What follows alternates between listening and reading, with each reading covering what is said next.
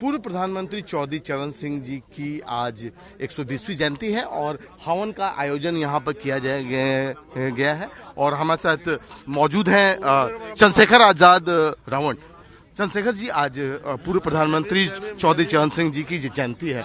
आज किसानों के लिए एक बड़ा दिन है। आज भी आप किसान घाट आए हैं, क्या मैसेज नहीं मैं ठीक हूँ भैया, मैं ठीक हूँ।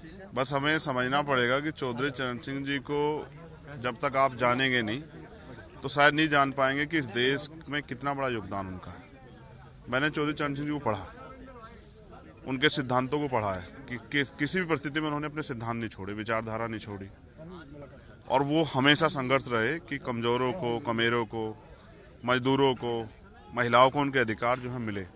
उनका नारा जो उन्होंने एक बहुत अच्छा नारा दिया जो मुझे बड़ा प्रभावित करता है। इस देश में जो जाति के आधार पर बंटवारा किया गया उसकी वजह से देश जो है इंसानों में के होते भी बटा हुआ है। उन्होंने नारा दिया जात पात तोड़ दो, तिलक दहेज छोड़ दो।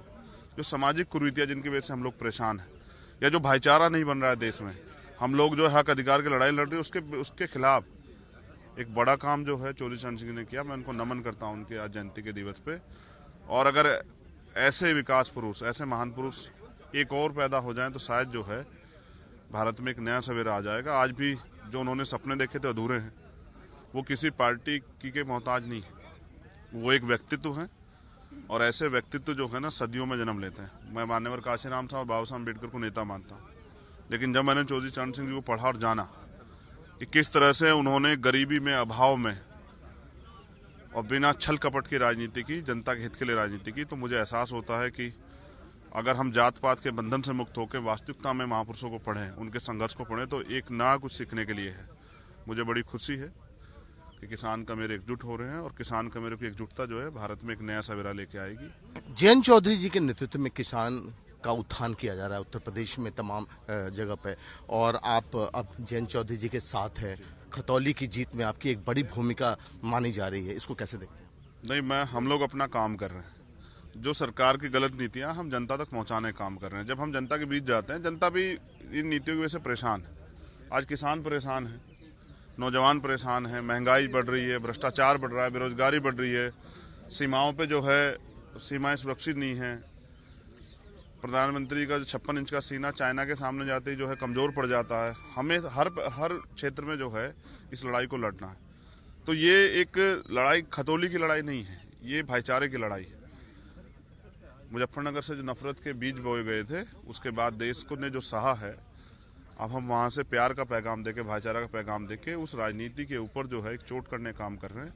और मुझे उम्मीद है ये भाईचारा बहुत दूर आगे तक जाएगा। ये राजनीतिक भाईचारा नहीं है, ये देश को ताकतवर करने के लिए भाईचारा। हम जुड़ के रहेंगे तभी देश ताकतवर होगा। चंद्रशेखर, एक सवाल, राहुल गांधी की पदयात्रा को लेकर वार प्रत्यावर आरोप के दौर चल रहे हैं। आपको लगता है कि बीजेपी जिस तरह से आरोप लगा रही है कि कोविड प्रोटोकॉल का पालन नहीं किया जा रहा है, लेटर्स इशू हो गए हैं, फिर भी राहुल गांधी की यात्रा अब दिल्ली आएगी, उसके बाद उत्तर प्रदेश जाएगी? देखिए, राहुल गांधी जी को उनकी यात्रा के लिए बधाई।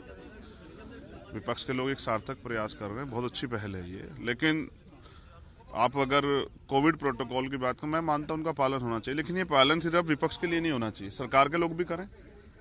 कल प्राइम मिनिस्टर मैंने देखा, उन्होंने संसद में जो है ना मास्क लगाया हुआ था और वहीं एक शादी में घूम रहे थे तो सब लोग बिना मास्क के थे। तो ये जो दुरहा है और जिस तरह से सरकारी मशीनरी और कोविड का भी जो है हम लोग मिसयूज कर रहे हैं विपक्ष के खिलाफ। भाई, पूरा चुनाव 2022 का विधानसभा चुनाव वो कोविड में ही हुआ, लेकिन बीजेपी के लोग बड़ी बड़ी रैलियां किए, रोड शो किए। अभी प्राइम मिनिस्टर खूब रोड शो किए गुजरात में, तो तब कोविड नहीं था क्या? कोविड ये विपक्ष के लिए क्यों आता? मैं चाहता हूं कि कोविड क्योंकि अगर कोविड से लोगों की जान खतरा होगा तो ये है सेंसिटिव मामला है, इस पे हम सब लोगों को समझदारी दिखानी चाहिए। लेकिन ये इसका प्रयोग हथियार के रूप में विपक्ष में नहीं होना चाहिए, ये सरकार को समझना चाहिए।